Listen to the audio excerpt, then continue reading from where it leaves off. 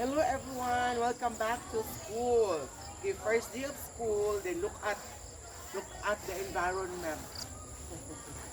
So, first day of school, ang wato na mo karon is mag-operation dampas. Okay.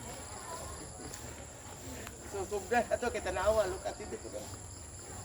Oh, it's not school anymore. It is already a lasang. Okay, so, kay teacher man ta, then we are multi-talented, so kailangan kabalot at tastanan saan pag-solve sa mga problems. Okay, start na ta. Oh.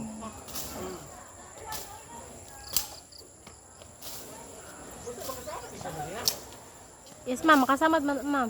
Kining sagbuta? Kahit managdahon, ikapagan eh.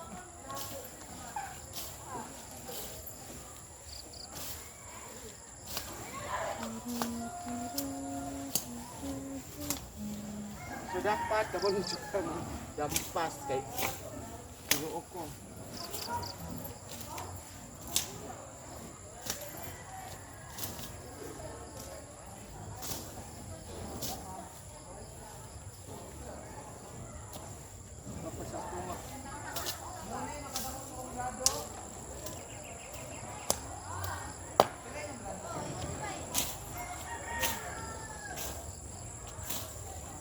Hindi siya madalag spray, oy. No?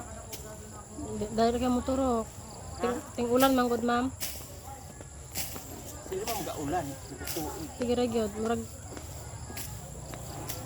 naago rin mo padulong nga bagyo. Wa go na nga buhi ang gipang tanom nga mga kuan oh. Ang gipang planting nga tre. Nabuhi man siya on. Mga Pakita ta atong kuan, pakita atong gitanom. Look at this. Oh, silk, alive and kicking. Green. So nabuhi siya tanan ang mga gitanom. Pinawalag diri. Ay gara. ang ilang karasil, ma'am, na anod. Ha? Ang ilang gitanom diha na anod. Ara. Oh, luya na libong sagbot. Hoy, di ara nga mga gitanom nabuhi ra jud siya. So mahimo na siya og. So after 5 years biligyan or 10 years dako na ni siya biligyan na ni siya magdaghan na mag-ilog ani. Mga maangkon ani nga sila gatanom. Kay baligyan naman.